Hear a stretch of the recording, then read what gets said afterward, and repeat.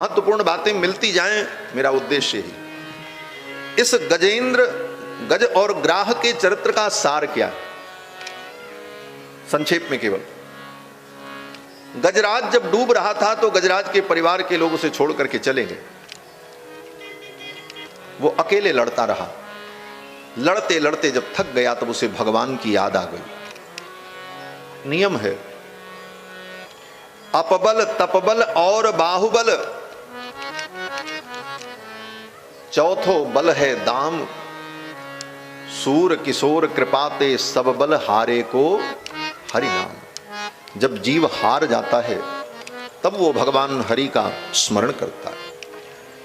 गजराज जब हार गया तो भगवान हरि का स्मरण करने लगा।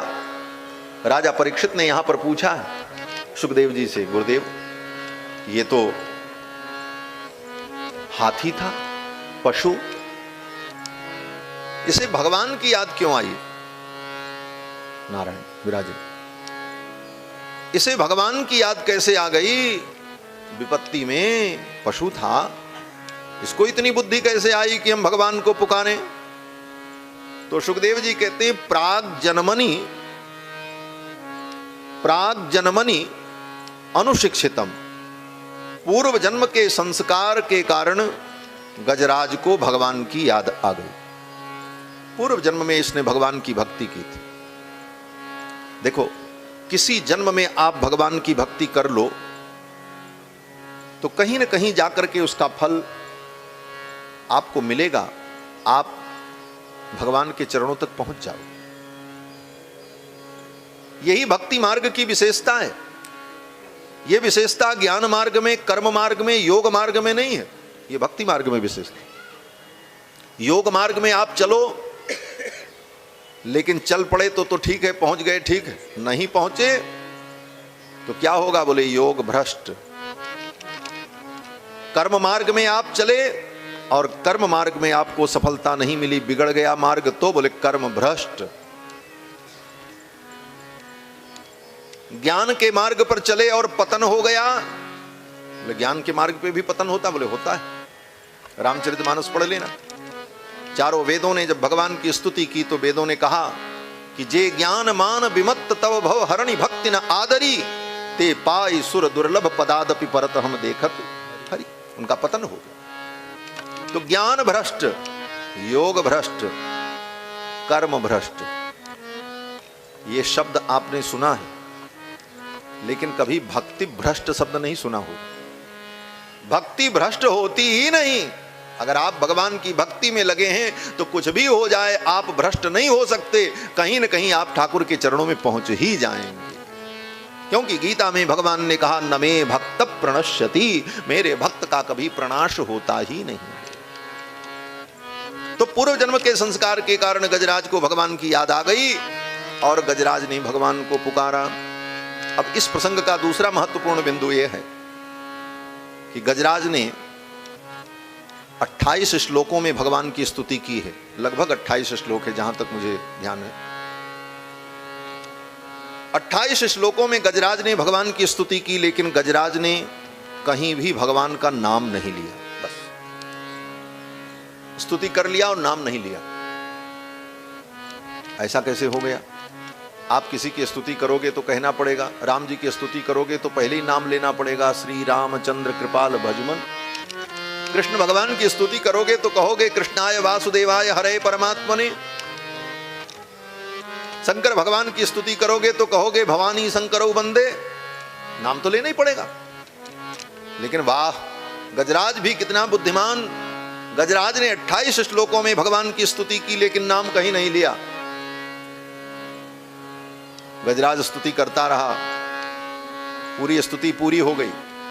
सब देवता सुन रहे थे, कोई उसकी रक्षा के लिए नहीं आए। क्यों नहीं आए? देवता सोच रहे थे तो हमारा नाम ही नहीं ले रहा, हम क्यों जाएं? भगवान का भी नाम नहीं ले रहा था, लेकिन भगवान आए। आए तो भगवान ही उसकी रक्षा के लिए। भगवान क्यों आए?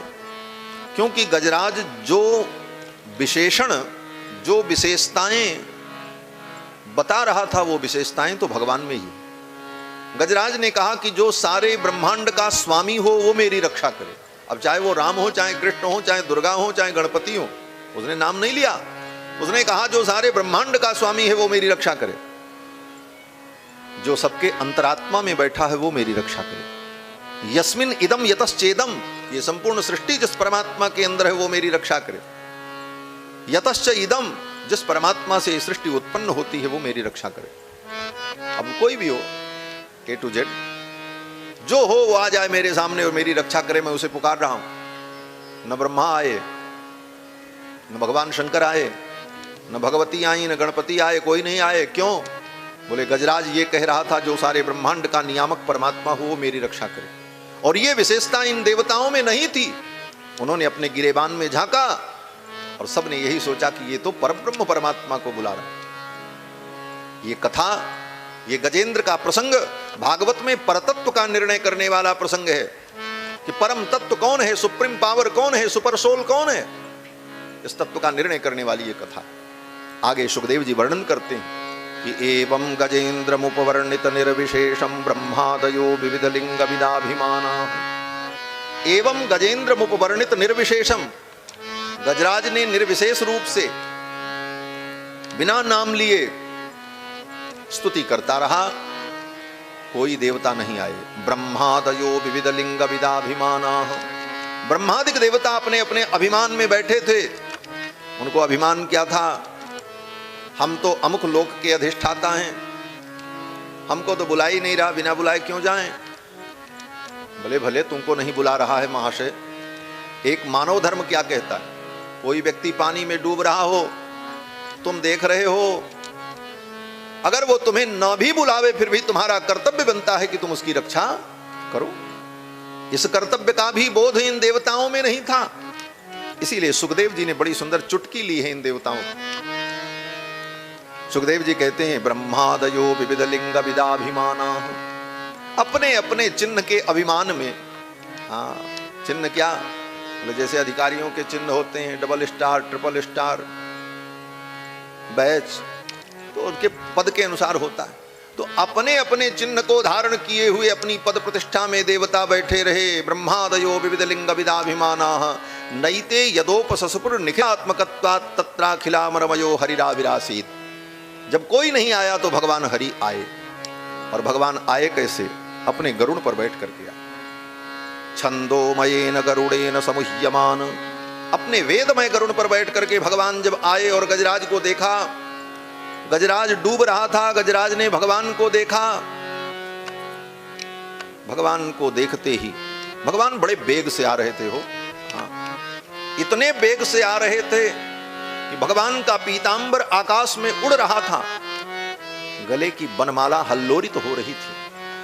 अलकावली उड़ उड़ करके मुख के ऊपर आ रही थी। बार बार भगवान को हटाना पड़ रहा था, इतनी त्वरा में भगवान आ रहे थे। भक्त ने वर्णन किया, गज निरख्यो फहरान बसन की, ललक लग्यो मुख कमल विलोकन भूल गई गज ग्राह ग्रसन। गजराज भगवान के सौंदर्य को देख करके भूल गया कि ग्राह ने मुझे पकड़ रखा है। बनमाला हलरत ही ऊपर, पीतांबर कटि फेंट कसन की, गज निरख्यो फहरान बसन की, ललक लग्यो मुख कमल विलोकन भूल गई गज ग्राह ग्रसन की। गजराज भगवान को देख करके प्रसन्न हो गया। गोविंद आ गए, सारे दुख निवृत्त हो गए। गजराज ने सोचा मैं भगवान को क्या अर्पित करूं, ये भगवान है, परमात्मा है। गजराज ने तुरंत उसी सरोवर से एक कमल पुष्प उखाड़ा और उस कमल पुष्प को भगवान को अर्पित किया। नारायणाखिल गुरो भगवन नमस्ते, उच्छिप्य सांबुज करम गिरिमाह कृच्छान, नारायणाखिल गुरो भगवन नमस्ते। कमल पुष्प अर्पित किया भगवान को। एक हाथ से भगवान ने उसके द्वारा अर्पित कमल पुष्प को ले लिया और दूसरे हाथ से भगवान ने गजराज की सूंड को पकड़ा और ग्राह के सहित गजराज को भगवान ने बाहर निकाल लिया। और बाहर निकालने के बाद चक्रेण नक्र बदनम विनिपाट्य तस्मात्, अपने चक्र के द्वारा ग्राह के मस्तक को भगवान ने काट दिया। अब यहां पर सुखदेव जी कहते हैं संपश्यता संपश्यतामुच दुस्त्रियाण, देवताओं के संपश्यताम देखते देखते भगवान ने गजराज को बचा लिया। यहां पर सुखदेव जी ने इन देवताओं के ऊपर व्यंग किया। संपश्यताम, ये व्यंग है। क्या अर्थ है? बोले सुखदेव जी कहते हैं सब देवता देख रहे थे। क्यों? बोले देखने ही लायक हैं और किसी लायक तो है नहीं, ये तमाशा देखें और इनसे तो कुछ होने वाला नहीं। और ये देवता तमाशा ही देखते रहे और ठाकुर ने अपने गजराज को बचा लिया, लेकर के वैकुंठ पहुंचे। जब वैकुंठ पहुंचे तो एक नया पार्षद खड़ा था, शंख चक्र गदा पद्म धारण किए। भगवान ने लक्ष्मी जी से पूछा, देवी ये पार्षद कौन है?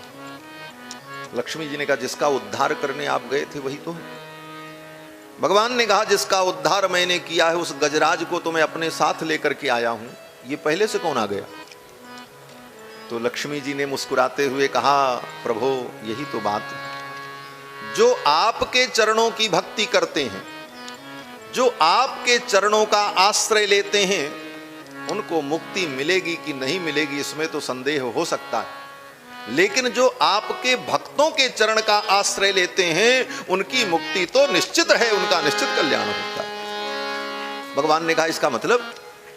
लक्ष्मी जी ने कहा कि सिद्धिर्भवति वानेति संशयोच्युत सेविनाम, अच्युत की सेवा करने वाले को सिद्धि मिलेगी कि नहीं इसमें तो संदेह है, लेकिन न संशयोस्ति तद भक्त परिचर्यारतात्मनाम, जो भगवान के भक्तों के भक्त हैं उनकी सिद्धि में संदेह नहीं है। लक्ष्मी जी ने कहा, महाराज गजराज आपका भक्त है, गजराज ने आपके चरणों की भक्ति की और ग्राह ने आपके भक्त गजराज के चरण को पकड़ा था, ये तो आपके भक्त के चरण का आश्रय ले चुका था, इसलिए इसको पहले मुक्ति मिल गई और आपके भक्त को बाद में मुक्ति मिली। इसको कहते हैं भागवत शेषत्व। बड़ा हमारे आचार्यों ने तो खूब लिखा है इस पे, सब अनंत साहित्य है महाराज। भागवत शेषत्व क्या है? हम भगवान के अधीन हैं, भगवान हमारे स्वामी और नियामक हैं। इससे भी उच्च कोटि की भक्ति है कि हम भगवान के भक्तों के अधीन हैं, भक्त ही मेरे नियामक हैं, भक्त ही मेरे जीवन के आधार हैं, भगवान के भक्त ही मेरे आराध्य हैं। ये भावना सर्वोत्कृष्ट भावना मानी जाती है, ये भक्ति की चरम सीमा है। इसको भागवत शेषत्व कहा जाता है हमारे वैष्णव सिद्धांत में। तो भागवत शेषत्व जो है, भगवान के भक्तों का संबंध, यह जीव की मुक्ति का बहुत बड़ा कारण है। आप भक्ति न करो, लेकिन भगवान के भक्तों से आपका संबंध है, आप भगवान के भक्तों का आदर करते हो, उनकी सेवा करते हो, उनको अपना मानते हो और वे भगवान के भक्त आपको अपना मानते हैं, समझ लो आपकी मुक्ति कन्फर्म है, वैकुंठ कन्फर्म है। आप कुछ मत करो, वैकुंठ मिलेगा। और एक दो नहीं, सैकड़ों ऐसे उदाहरण हैं। हिरण्यकश्यपु को मिला कि नहीं मिला बताओ? भगवान ने संविधान ही बना दिया, भक्त का संबंधी होगा उसे हम वैकुंठ दे देंगे। ध्रुव जी के प्रसंग में भी यही हुआ। फिर से मैं कह देता हूं, ध्रुव जी महाराज जब वैकुंठ जाने लगे विमान में बैठकर, तो थोड़ी दूर विमान जब चला तो ध्रुव जी सोचने लगे, आज मैं विमान में बैठकर भगवान के धाम जा रहा हूं। ये सौभाग्य मुझे मिला जो बड़े बड़े योगियों को नहीं मिलता। ये मुझे इसलिए मिला कि मेरी मां सुनीत ने मुझे कहा था तुम भगवान की भक्ति करो। मेरी मां ने ये कृपा की, उसने मुझे ये मार्ग दिखाया। आज मेरी मां की क्या स्थिति होगी, मरने के बाद मेरी मां कहां गई होगी, किस लोक में होगी, उसकी क्या गति भई होगी। ये ध्रुव जी ने सोचा और ध्रुव जी को दुख होने लगा। विमान में बैठे हुए जो वैमानिक पुरुष थे, विमान चलाने वाले वैमानिक पुरुष लोग थे, उन लोगों ने ध्रुव जी के भाव को समझ लिया और उन्होंने कहा, महाराज आप चिंता न करें, आप अपनी मां के विषय में सोच रहे हैं, मेरे मां की क्या गति भई होगी। तो आप देखो, आपके विमान के आगे वो दिव्य विमान चल रहा है, देख लो। ध्रुव ने देखा तो उनके विमान के आगे एक विमान चल रहा था। देवताओं ने कहा, उस विमान में बैठ करके आपकी मां वैकुंठ जा रही है, आपसे पहले वो वैकुंठ पहुंच जाएंगे, आप चिंता मत करिए। आपके जैसा भक्त जिस कुल में उत्पन्न हो, उसकी तो 21 पीढ़ी तर जाती। पुरो यानेन गच्छतीम, आगे आगे चलती हुई विमान में बैठी हुई सुनीति का दर्शन करा दिया देवताओं ने। बंधुओं, भगवान के भक्तों से अगर संबंध है तो वह संबंध ही जीव को मुक्त कर देता। छांदोग्य उपनिषद में मंत्र आया कि स यदि पितृलोक कामो भवति संकल्पादेवास्य पितरः समुपतिष्ठन्ति, स यदि मातृलोक कामो भवति संकल्पादेवास्य मातरः समुपतिष्ठन्ति। अर्थात भगवान के भक्त अगर ये सोच लें कि मेरे चाचा जी मुक्त हो जाएं, मेरे पिताजी मुक्त हो जाएं, कहाँ होंगे, उनका क्या भया होगा, तो उस भक्त के स्मरण मात्र से उसके कुल खानदान के लोग तर जाते हैं। इसीलिए हमारे यहाँ कहा कि भगवान के भक्तों की भक्ति सर्वश्रेष्ठ है।